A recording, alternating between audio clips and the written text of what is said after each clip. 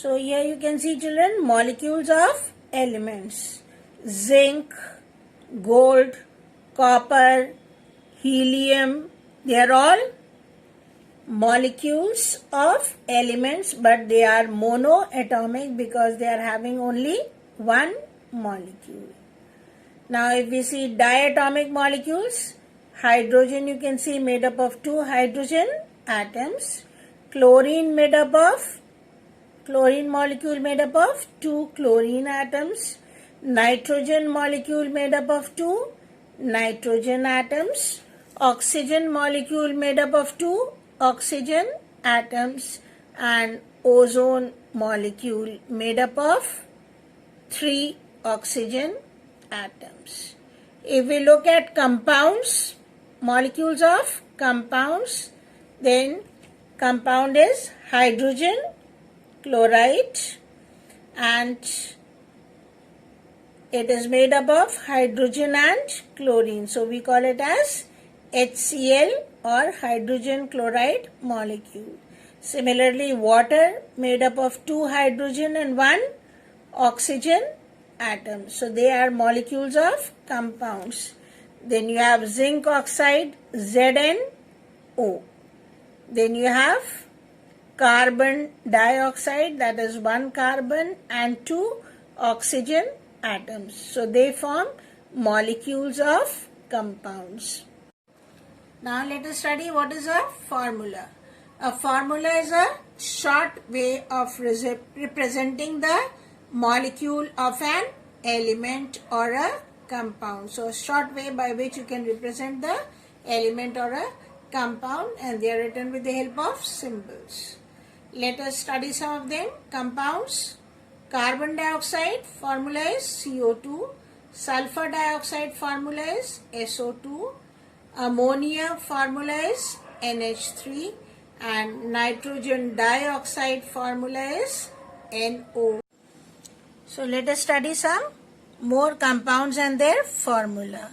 Water formula is H2O, made up of hydrogen and oxygen. Then common salt, or also called as sodium chloride, formula is NaCl, that is made up of sodium and chlorine. Sand, also called as silicon oxide, formula is SiO2, that is silicon and oxygen. Then we have hydrochloric acid, formula is HCl, that is made up of hydrogen and chlorine. Then sodium hydroxide, formula is NaOH. Again, formula for sodium hydroxide is NaOH, that is made up of sodium, oxygen and hydrogen. Marble and chalk or calcium carbonate, formula is CaCO3. CaCO3, that is made up of calcium, carbon and oxygen. Sulfuric acid, formula is H2SO4, that is made up of hydrogen, sulfur and oxygen. Nitric acid, formula is HNO3, nitric acid, HNO3. Elements which make it are hydrogen, nitrogen and oxygen. Calcium hydroxide, CaOH whole twice. You need not learn this. Calcium hydroxide you can leave it out, calcium hydroxide. Then glucose, C6H12O6, that is carbon, hydrogen and oxygen. Then cane sugar you can leave out. Acetic acid, CH3COOH. What is the formula for acetic acid or vinegar? CH3COOH, that is carbon, hydrogen and oxygen. Then you have baking soda or sodium bicarbonate. Formula is NaHCO3. 3. NaHCO3.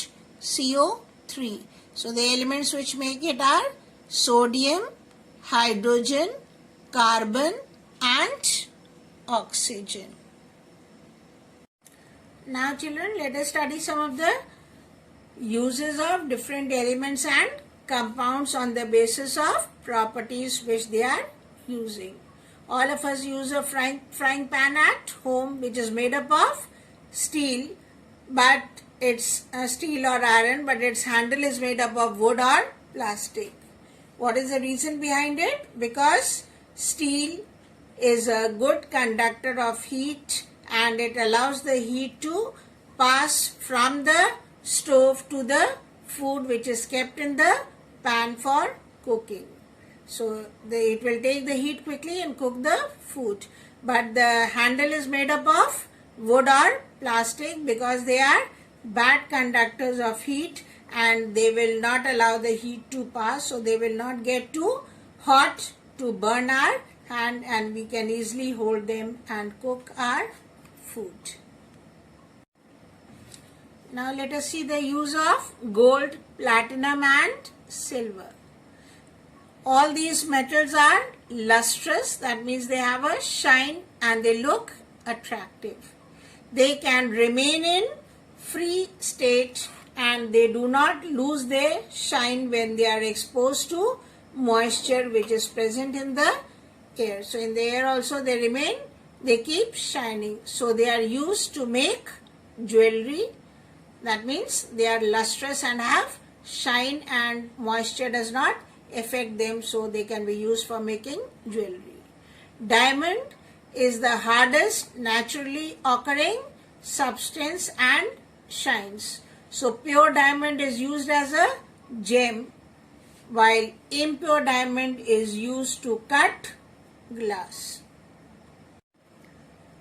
Copper and aluminium. Both of them are good conductors of heat and electricity and they can be drawn into wires or beaten into sheets because they are both malleable as well as ductile. So they are used to make utensils, electric wires, etc. Copper can be used, it can be mixed with metals like zinc and tin to produce brass and bronze. And they are very strong and durable and can be used to make various statues, utensils, doorknobs, handles, etc. Iron is very strong and easily available, so it is used to make heavy tools and machinery. Then graphite, it can mark the paper black. So on paper it gives the mark of black. So lead is used to make the lead of pencils, and with the help of pencils you are able to write on paper. Then coal, wood and natural gas.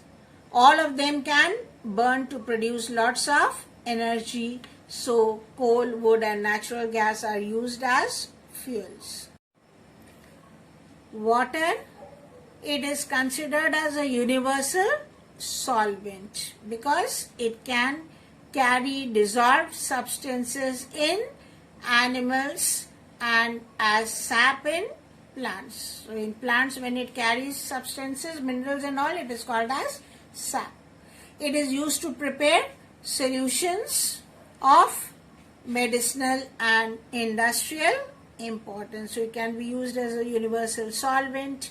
It can be used to prepare solutions in medicine and industries. Plastic, it is a non-conductor. It is used as an insulator and different types of plastics are used for making bags, pipes, balls, unbreakable utensils, etc. Argon and neon. They are filled in electric bulbs due to their inert nature. That is, they do not react with anything. So when they are filled in the bulb, they do not react with the filament of the bulb, which is made up of tungsten, and therefore they can be filled in the bulbs. Sand, it is used for making of glass. Diamond, graphite and coal, they are all different forms of carbon only. So carbon is having 3 different forms. It can be in the form of diamond, it can be in the form of graphite, or it can be in the form of coal.